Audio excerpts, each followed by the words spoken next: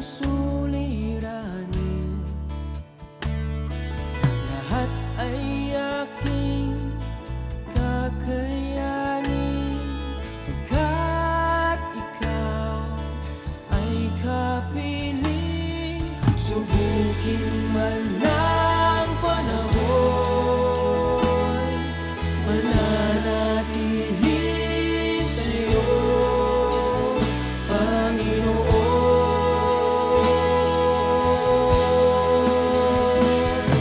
Walang alinlangang maglilingkod, walang pangambang sa'yo ay susunod.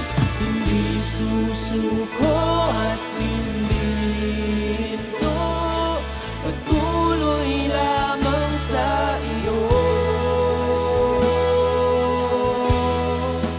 Panginoon.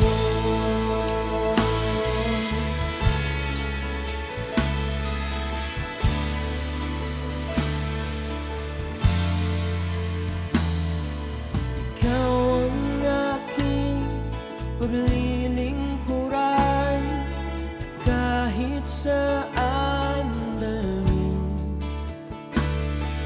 Ikaw ay lagi kung susundin, anuman ang suliranin,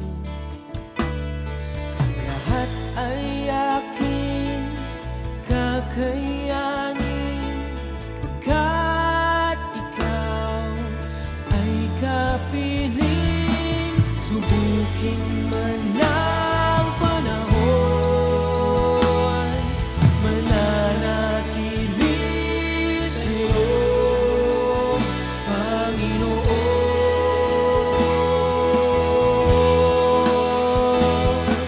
Walang alinlangang maglilingkod, walang pangamba. Mapagpalang gabi sa bawat isa. Purihin po ang Panginoon. Ngayon po ay ika-6 ng Setyembre at talagang napakabilis ang panahon. September na, burn na, no? At praise the Lord, marami ang excited kapag burn na dahil malapit na daw ang December. Amen.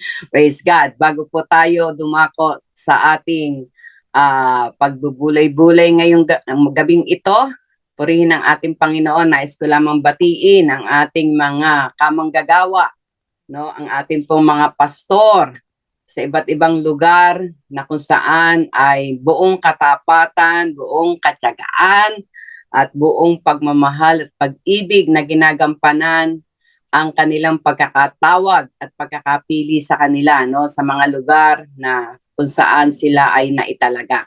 Kaya binabati ko muna ang ating mga pastor sa Mindoro, pinangungunahan ni Reverend Ber Santos at siyempre si Sister Annie, no, si Pastor John at si Pastora Irene, si Pastor Digno at si Pastora Evelyn, si Pastor Ato Renato, no, ng Bulalakaw, si Pastora Leia ng Nauhan, si Pastora Vicky ang ating intercessor, no? At siya ay nangunguna rin sa Intercessors for the Philippines sa buong Mindoro, no? At sa Pangasinan naman ay ang ating pastor na si Pastor Gab at ang kanyang mabuti, maganda at mabait na partner in life, Pastora Maribik. Sa Zambales po ay si Pastor Joseph kasama si Brother Jimel. At sa Camellia, Pastora Rio, at sa Sagana, si Pastor Lito at si Pastora Mercy. Sa Parañaque, ang ating mga leaders, no, na tulong-tulong na pinaghabi nga ay nagpupunta lagi upang palakasin ang ating mga kapatiran, mga kananayan, no, ang ating mga leaders doon sa J. Blue Parañaque. At sa Batulao at Calaca na pinangunahan nila Brother Paul, no, si Engineer Paul, at sa Cagayan na kung saan ay handang magpa-cover sa Jesus Be Lifted Up Church na pinangunahan ni Pastor Ching, Winnipeg, Canada, si Pastor Errol, Albi at Pastor Sheik. At ang ating mga matapat at walang sawa, walang pagod na naglilingkod sa ating Panginoon. Kaya purihan ng Diyos at muli ay sama-sama tayo ngayon dito sa Tinig Pag-asa na kung saan ang salita ng Diyos ay pinagbubulay-bulay, pinag-aaralan natin, ano?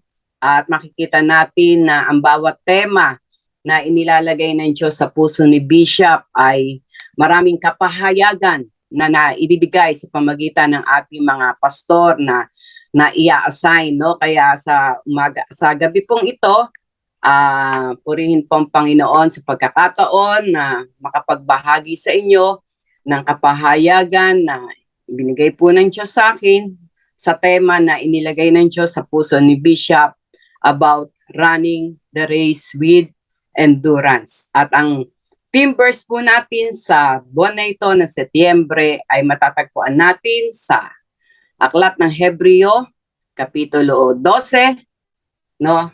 Talatang 1 at 2. Hebrews chapter 12, verses 1 and 2. Sama-sama po natin itong basahin. Ang sabi po dito, therefore, we also, since we are surrounded by so great cloud of witnesses, let us lay aside every weight and the sin which so easily ensnares us, and let us run with endurance the race that is set before us, looking unto Jesus, the author and the finisher of our faith, who for the joy that was set before him endured the cross, despising the shame, and has sat down at the right hand of the throne of God. Sa Tagalog po, ang sabi dito, kaya't yamang nakukupkup tayo ng makapal na bilang ng mga saksi, itabi namang walang liwag ang bawat pasan at ang pagkakasalang pumipigil sa atin. At ang ating takbuhing may pagtitiis, ang takbuhing inilagay sa harapan natin. Namasdan natin si Jesus na gumawa at sumakdal ng ating pananampalataya, na siya dahil sa kagalakang inilagay sa harapan niya ay nagtiis ng krus na niwalang bahala ang kahihiyan at umupo sa kanan ng luklukan ng Diyos. No, ang Diyos po magpapala sa pagkakabasa ng kanyang buhay at makapangyarihang salita. Sama-sama po tayong muli ay dumulog sa harapan ng ating Panginoon upang ang Santong Espiritu na dakilang guro ang siyang manguna sa atin. Tayo po'y manalangin. Ama naming Diyos, salamat sapagkat kami po'y patuloy niyong binibigyan ng pagkakataon na sama-sama through Tinig ng Pag-asa na patuloy ka naming makilala, maranasan sa isang malalim personal at bibliang kaparaanan. Salamat po sa mga kapahayagan na ibinibigay niyo kay Bishop upang naroon po na sama-sama po namin ito na namnamin at maitago sa aming mga puso upang ito po ay aming maikapamuhay.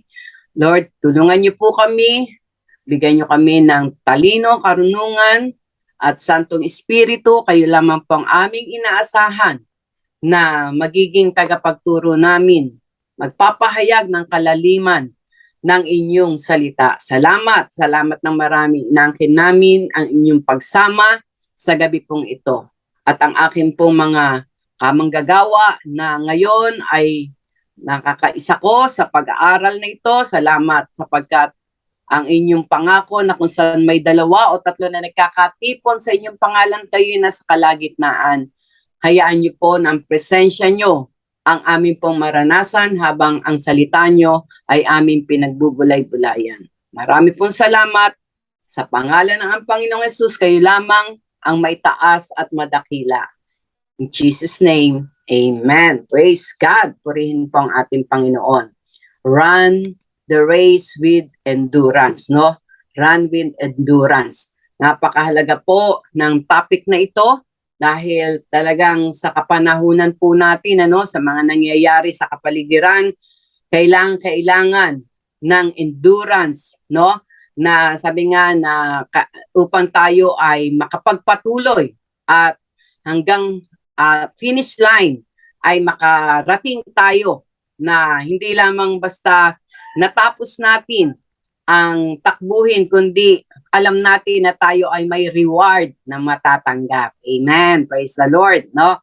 Kaya dito po sa mga talatang ito, no, do sa verse 1, no, ang sabi doon, therefore we also, since we are surrounded by so great cloud of witnesses, no, ito yung una nating tignan na isang katotohanan na ang sabi nga ay napakarami ang naroon po na nakatingin sa atin, no?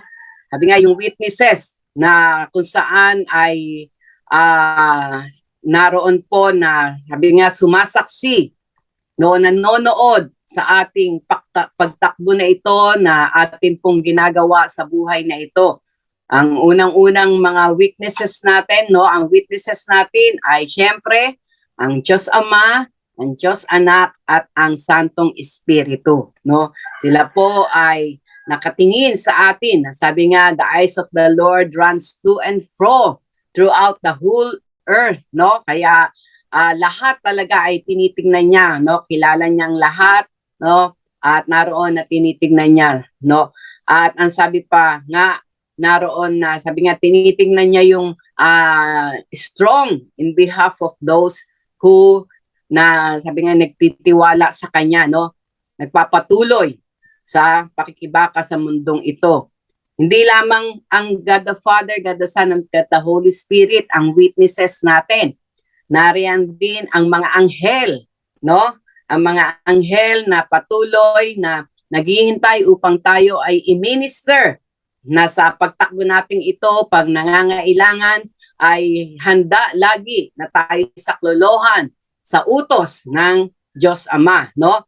At hindi lamang ang mga anghel na, sabi nga, hindi lang mga ministering angels, maging ang mga fallen angels, no? Sila rin ay sumasaksi sa atin.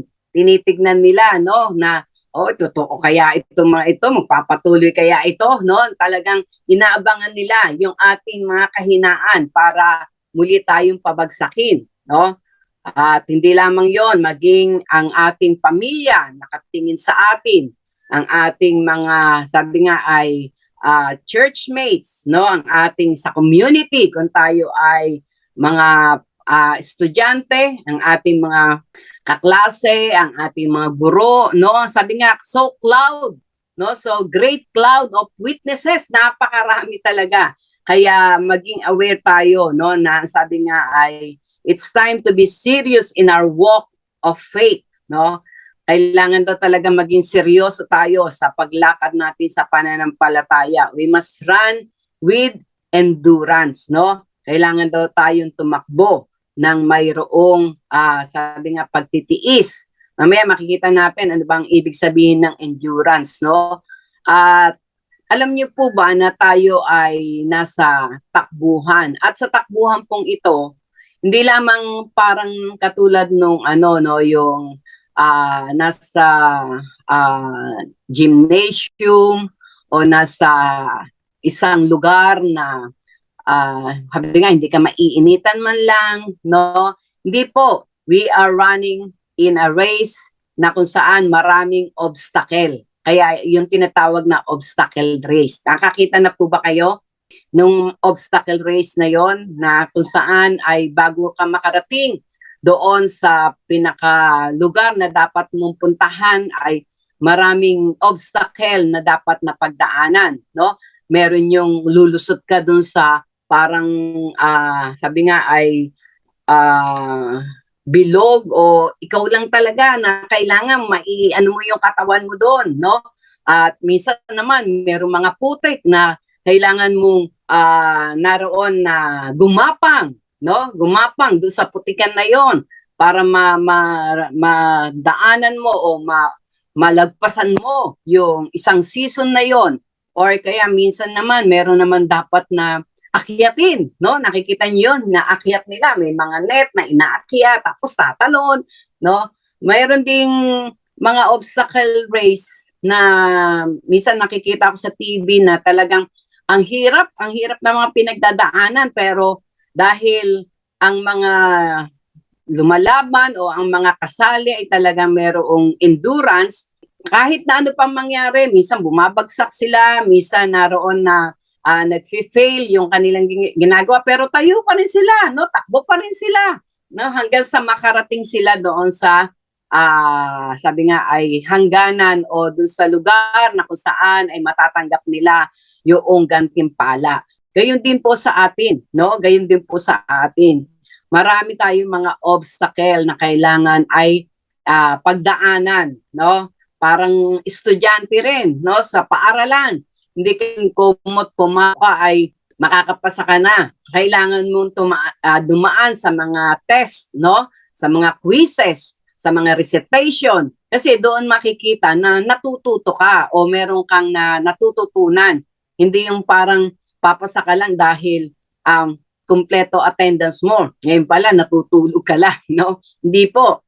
Maging sa atin pong buhay, maraming mga testing, maraming mga trials na sabi nga, mga obstacle yan, pero ang nais ng ating Panginoon, we must run with endurance, no? Ang sabi nga po sa John chapter 16 verse 33, ang sabi dito, "These things I have spoken to you, that in me you may have peace.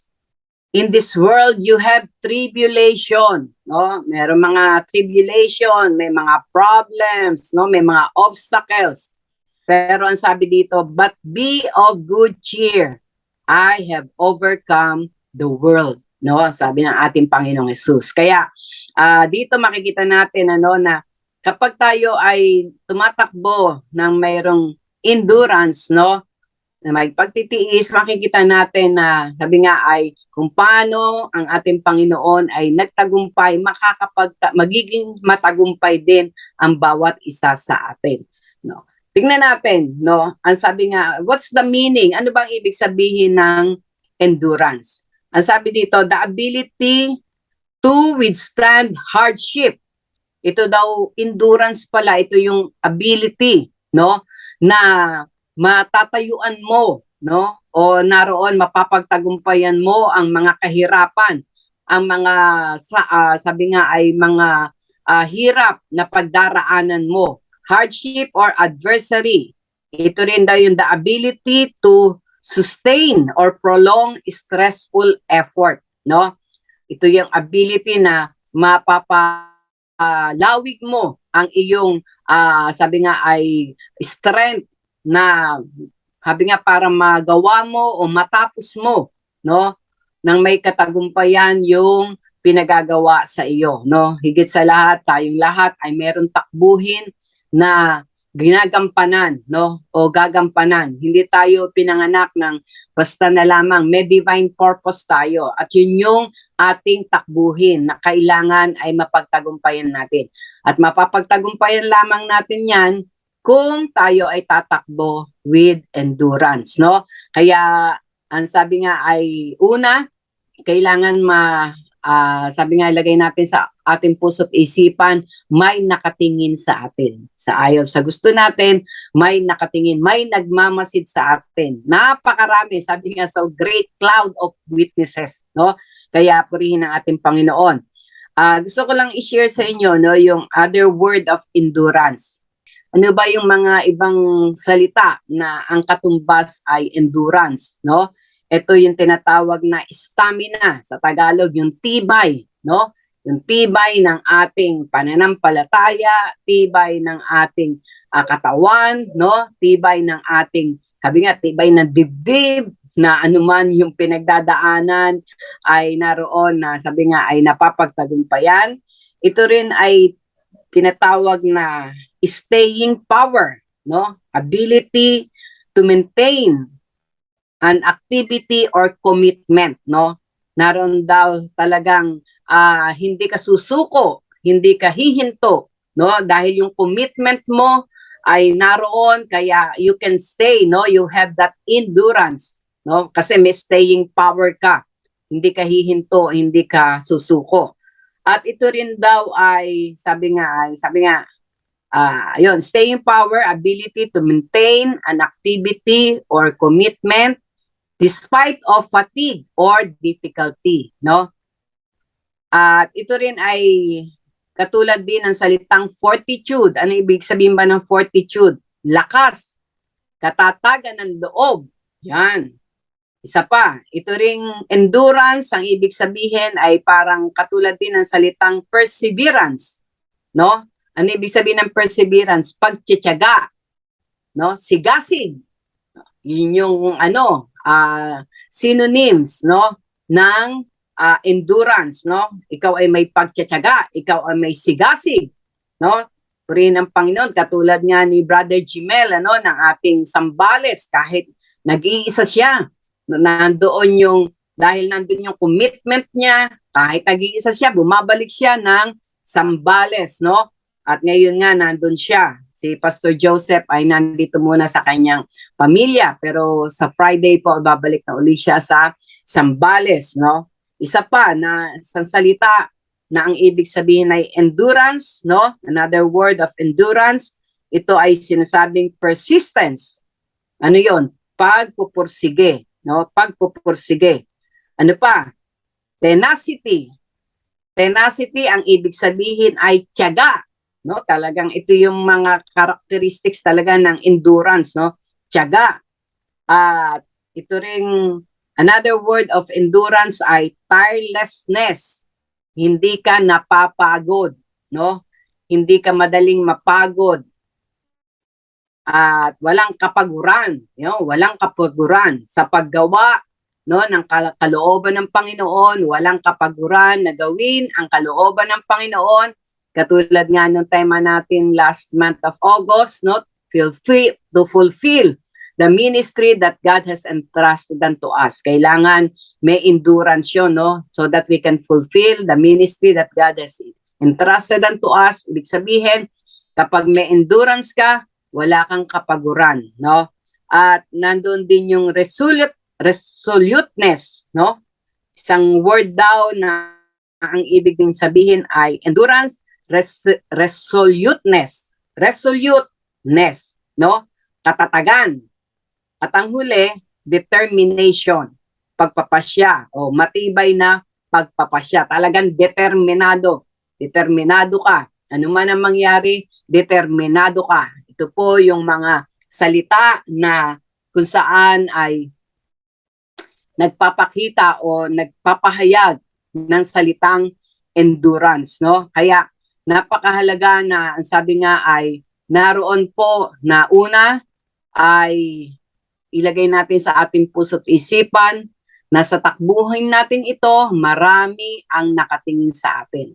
Marami ang nag-e-expect sa atin, lalo higit ang ating Diyos Ama, ang ating Panginoong Jesus, at ang Santong Espiritu. They are, ini-expect nila na tayo ay maging matagumpay, no? Dahil ang ating Diyos ay matagumpay. Maging ang ating pamilya, no? Ini-expect nila. Dahil kapag walang nakitang expectation sa atin, mapupulaan ang ating pagiging Kristiyano, no? Hindi mo sila mai-encourage na magpatuloy kasi ikaw nga hindi ka makapagpatuloy, no? No, kaya kailangan talaga we must remember na may nakatingin sa atin, no? At yung nakatingin na yun sa atin, maaring gayahin tayo, maaring sumunod sa atin, or maaring huminto dahil sa atin. Kaya naisin natin na sila ay magpatuloy, no, ng pananampalataya sa Panginoon dahil nakita niya ang endurance sa atin, no? Nagpapatuloy tayo, determinado tayo anuman ang mangyari. Kaya yun ang unang-una na we can run with endurance if we know and we believe na napakaraming mata ang nakatingin sa atin, ano? At ang sabi pa dito, let us lay aside every weight. Sa takbuhan daw, no, naroon na kapag marami kang karga, mahihirapan kang tumakbo. Katulad nga nung ilustrasyon ni Bishop nung Sunday, no? Nagpakita siya ng tatlong example ng mga tatakbo, yung isa walang dala, yung isa naman maraming bitbit. Ano yung mga bitbit? Problema, pagsubok, no?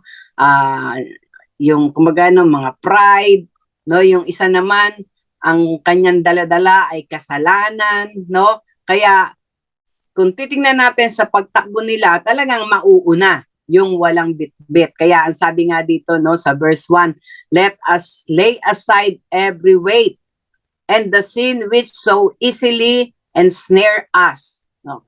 Kailangan daw pala naroon na tanggalin natin ang mga bit-bit natin, no? Yung bit-bit mo sama ng loob, yung bit-bit mo na jealousy o pagseselos, yung bit-bit natin na sabi nga ay kataasan ng pride, yung bit-bit natin ng mga kasalanan, no? Maliit man o malaki na kasalanan, ito ay pabigat sa atin para tayo ay makatakbo ng mayroong pagtitiis, no? Kaya napakahalaga na sundin natin yung sinabi sa 1 Peter 5:7 ba yun na ang sabi nga ay we must cast all our cares unto the Lord, no? Cast all our cares because He cares for us, no? Cast all our cares unto our Lord Jesus Christ. Dahil ayaw niya na tumatakbo tayo na meron tayong mga karga-karga, no? Naalala ko yung term na karga, yun yung mga kargang mga masasamang espiritu, yun meron nga rin pala, no? Na meron mga karga ng mga masasamang espiritu, kailangan matanggal yan sa atin, ano? At naroon na sabi nga ay kung titingnan natin ng mga players, no, yung mga tumatakbo, halos ang kanilang suot ay talagang maninipis na shorts, na t-shirt, na hindi magiging sagabal, ano, na hanggat maaari nga ay talagang walang pwedeng magsumagabal sa iyong pagtakbo, no? Kaya una, ang sabi nga ay we must remember na marami ang nakatingin sa atin, great cloud of witnesses. Pangalawa, we must lay aside, no, alisin daw natin yung mga kabigatan na yun, yung mga bigat na yan na magiging hadlang para hindi tayo makatakbo ng may endurance, no? At ito'y magagawa natin kung ito'y isusuko natin sa ating Panginoon. We must cast all our cares unto our Lord Jesus Christ, for He cares for us. Ayaw niya na tayo'y tumatakbo ng maraming dalang kabigatan, no? Yung iba kasi, doon sa mga problema, sa mga suliranin, lalapit sa Panginoon, no, mananalangin, pero pag alis niya sa harap ng Panginoon, bit-bit pa rin niya, no? Bit-bit pa rin niya. Kaya bigat pa rin siya, no? Hindi siya makapagpatuloy. Ang nais sa ating Panginoon, iwan natin sa Kanya, iwan natin sa Kanyang paanan, no? Yung mga kabigatan na yan, yung mga kasalanan na yan, na sabi nga ay let's confess our sins. He's faithful and just to forgive us and cleanse us from all our unrighteousness, no? Kaya kapag tayo pinatawad na ng ating Panginoon, ang ibig sabihin, wag na nating gawin pang muli dahil pinatawad na tayo. Yun yung sa true repentance, no? It is a 180 na degrees turning away from all those sins. Ibig sabihin, talagang tatalikuran mo na, no? Aalis ka na, iiwan mo yung mga kasalanan na yon, yung mga kabigatan na yon, na sabi nga ay magiging dahilan para hindi ka makapagpatuloy sa ating Panginoon. At ang pangatlo na pinakamahalaga ay ang makikita natin sa verse 2, no? Ito yung pinakasusi talaga that we can run with endurance. Ano to? We must look unto Jesus, the author and the finisher of our faith. Sa Kanya lang tayo tumingin, no? Sa Kanya lang tayo tumingin. Bakit kailangan sa Kanya lang tayo tumingin? Bakit kailangan siya yung ating, sabi nga ay maging modelo? Bakit? Sapagkat makikita natin, ano, sabi nga dito, looking unto Jesus, the author and the finisher of our faith, who for the joy that was set before Him endured the cross. Yun, makikita natin, no? Na ang sabi nga, dahil ang ating Panginoon ay, sabi nga, pinagtagumpayan yung cross, no?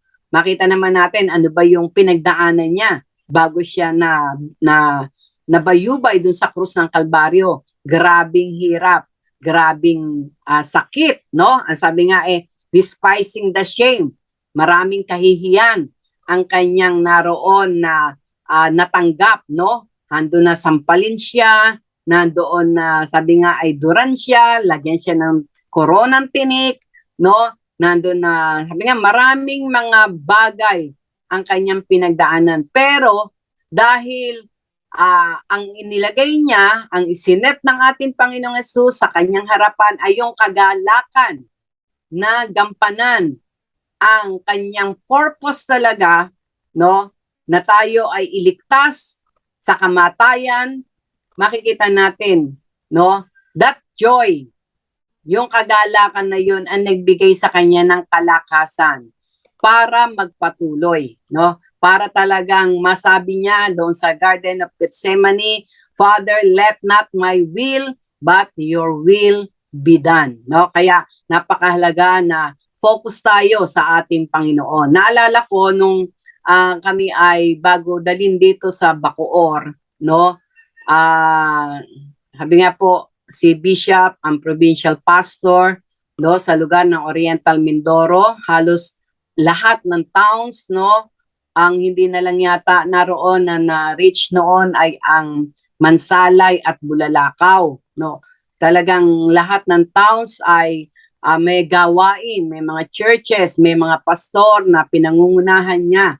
At makikita mo naman sa buhay ni Bishop na wala siyang pagod, talagang weekly pupuntahan niya, no, meron siya mga nakaset na na pagbisita sa bawat churches na hanggang ngayon din kung nakikita niyo naman talagang wala siyang pagod, punta ng Pangasinan, punta ng Mindoro kahit ng pandemic, walang nakapagpigil sa kanya. Doon makikita natin yung endurance, no, yung tinatawag na tirelessness, walang kapaguran, no, determinado talaga na kahit bawal pero sa pabor ng Diyos nakakalusot siya, nakakapunta siya upang encourage, palakasin ang mga kapatiran, ang ating mga pastor, no? Kaya nakikita natin na kapag ang ating Panginoon ang talagang tinitignan mo o sinusundan mo, hindi ka mapapagod, Hindi ka mapapagod. At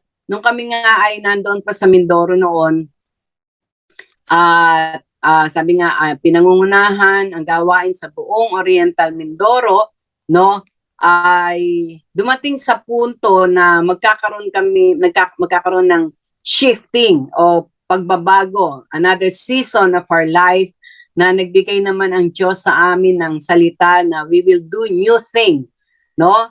At sa pagkakataon na yon ay may biglang, sabi nga ay pangyayari na kahit sa hinagap namin, kahit sa yung mga leaders na kasama namin ay nagulat kami, no? Pero purihin ang ating Panginoon kapag tayo ay nakatingin sa Kanya, no, hindi ka madidisturb o hindi ka sabi nga ay maapektuhan ng mga negative na pangyayari. Ako nga po mismo personally ay namamangha din ako, no, dun sa aking nararamdaman na imbis na makaramdam ka ng galit, imbis na makaramdam ka ng self-pity, no, hindi mo mararamdaman. Ako, ang nararamdaman ko noon ay excitement kasi nga yung word ng Lord sa amin noon, ako personally, sabi niya nga, I will do new thing, no? It shall spring forth. Mayroong bagong bagay na gagawin, Kaya kapag ito po ay naroon na nasa ating puso at patuloy tayong nakatingin sa ating Panginoon, hindi tayo magiging emotional, no? Ma-overcome natin yung mga emotion na yon. Naalala ko noon kapag sabi nga ay dumarating yung mga parang investigador, no? Inimbestigahan kami, no? Ang mga leaders talagang galit na galit sila kasi nga 20 years kasama nila kami, open ang buhay namin sa kanila, yung kinakain namin, kinakain nila, wala kaming tinatago sa kanila. Noong time na yun talagang sila yung nagagalit, pero dahil tinuruan nga ako ng Lord na i-focus ko yung aking puso't isipan sa Kanya, doon sa Kanyang salita na sinabi niya sa akin. Ako wala akong maramdamang galit, kaya ako mismo nagsasabi sa kanila, huwag kayong magalit dahil hindi natin makikita kung ano yung plano ng Diyos, no? Kung ano yung bagong bagay na ipapakita o ipapagawa ng ating Panginoon.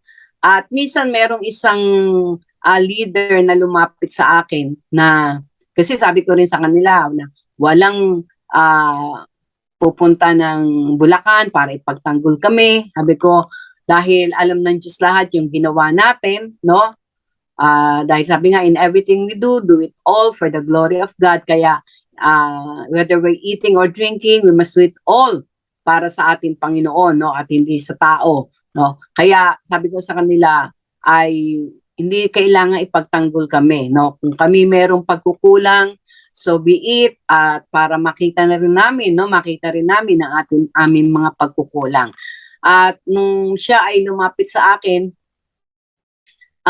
ito yung lumabas sa aking bibig na kahit ako talagang nararanasan ko kasi yun, ano, na every time na gusto kong magtampo o gusto kong naroon na sumama ang loob dahil sa nangyayari, alam nyo, ang ipinakikita sa akin ng Panginoon, yung kanyang pinagdaanan, no? Yung kanyang pinagdaanan, na siya, wala siyang kasalanan, no? Yun, totoo yun, wala siyang kasalanan, wala siyang pagkakamali, no? Pero pinagdaanan niya pa rin yun. Yung ang binasa natin kanina, no? Yung mga kahihiyan na yun, pinagdaanan niya hanggang doon sa krus ng Kalbaryo, no? Na pati buhay, no, inilaan niya, no, para sa atin. Kaya sabi ko nga, kapag gusto kong magtampo, gusto kong magalit, no, dahil sa, biro mo, pagbintangan ka, alam mo sa buhay mo, alam mo sa puso mo na ibinigay mo ang lahat sa ating Panginoon, tapos naroon na pagbibintangan ka, alam nyo, kapag nandoon na yung emosyon ng galit, yun na ang ipakikita sa akin ng Panginoon, yung kanyang ginawa, no? Yung kanyang pinagdaanan. At alam niyo, pag yun na ang nakita ko, pag yun na ang pinakita sa akin ng Panginoon, nahihiya ako. Nahihiya akong magtampo. Nahihiya akong magalit, no? Nahihiya akong naroon na sumama ang loob. Kasi nga, ni sa katiting, yung pinagdadaanan namin, no, ay hindi pwedeng ikumpara sa pinagdaanan ng ating Panginoon na kapag, sabi nga, yung hirap, yung mga obstacle na yon, yung mga kahihiyan na yon na ginawa sa kanya, ni sa katiting, wala. Kaya sabi ko, doon ko nakita na iba talaga kapag nakafocus ka sa kanya, no? Kapag sabi nga, if we focus our heart, our mind, no, our whole being sa ating Panginoon, because He is the author and the finisher of our faith. Ang mangyayari doon, mas lalong lalakas pa ang pananampalataya mo, no? Mas lalo pang lalakas ang pagtitiwala mo sa ating Panginoon kapag tayo ay sa Kanya lamang tumingin, no? Dahil, sabi nga ay, naroon na siya mismo, nagtagumpay na siya. Kaya, kapag sa Kanya tayo nagdepende, tiyak na magtatagumpay tayo. Kaya, praise God, sa umagang ito, no, laging natin tatandaan, we can run with endurance if we first we are aware na marami ang nakatingin sa atin, marami ang nag-expect sa atin, no?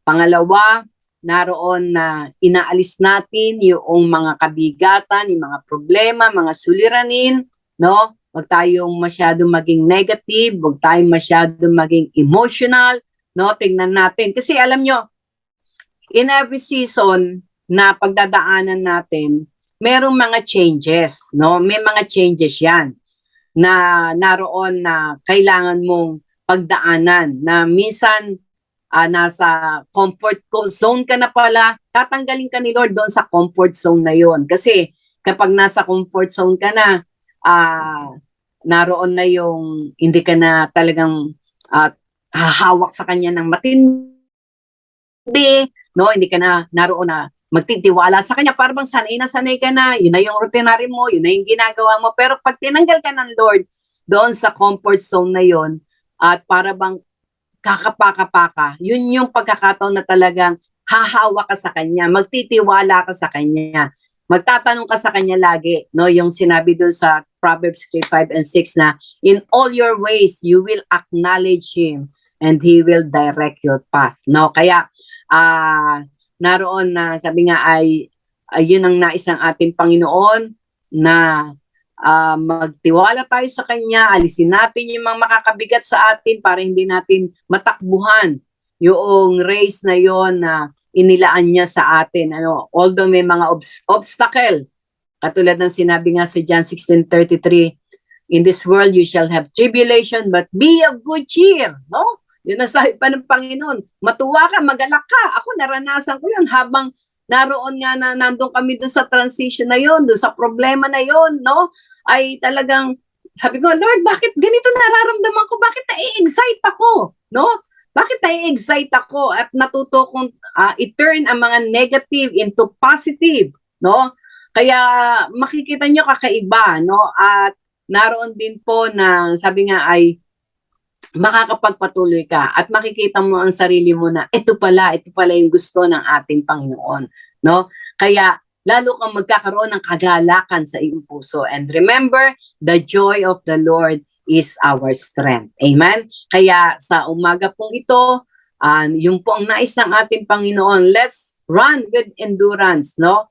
At ito nga'y mangyayari if we will always look unto Jesus, the author and the finisher of our faith. We have the sure victory sa ating Panginoon. Amen? Kaya purihin ng Diyos at alam ko na marami pa kayong kapahayagan na matatanggap sa pamagitan nitong tinig ng pag-asa na pinagkatiwala sa atin ng ating Panginoon. Kaya tayo po ay manalangin. Praise the Lord. Purihin ng Diyos. Salamat po.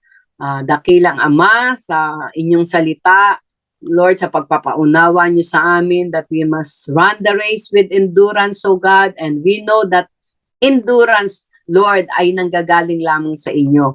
Kaya tulungan niyo po kami na anuman ang aming mga pinagdadaanan, patuloy kaming tumingin sa inyo, Panginoon, sapagkat kayo lamang ang makakapagbigay ng tunay na pananampalataya na matatayuan namin, Panginoon. Because faith is a substance of things hoped for and the evidence of things not seen. Na kahit hindi pa namin nakikita, hindi pa namin nahawakan, Lord, mayroon kaming katiyakan na ang tagumpay ay inyo nang ipinagkaloob sa amin. Salamat ng marami. Pagpalain niyo po ang bawat isa na nakasama ko sa pag-aaral na ito. Lord, bigyan niyo kami ng excitement, Panginoon, na every time na ang tinig ng pag-asa, Panginoon, every Tuesday and Thursday, 7 o'clock p.m. ay naroon na bigyan niyo kami ng excitement at kagalakan na makabahagi, makinig, Panginoon, sapagkat alam namin na palalim ng palalim ang kapahayagan na nais niyo na amin pong matanggap. At ito'y magiging pundasyon namin that we can that we can run the race, oh God, with endurance, Lord, hanggang sa inyong muling pagbabalik. Maraming pong salamat sa oras na ito. Salamat sa pagsama nyo. Salamat, Lord. Pagpalain nyo po ang bawat isa. At sa pagkakataon na ito, truly, all the glory belongs to you alone. We praise you and we bless you. In Jesus' name, amen and amen. Praise God. Purihin ang ating Panginoon. See you sa Thursday. At ang isang pastor na naman natin ang ating pong mapapakinggan sa kapahayagan ng Diyos about run with endurance. Amen? Praise God. Good night and God bless you. Praise the Lord.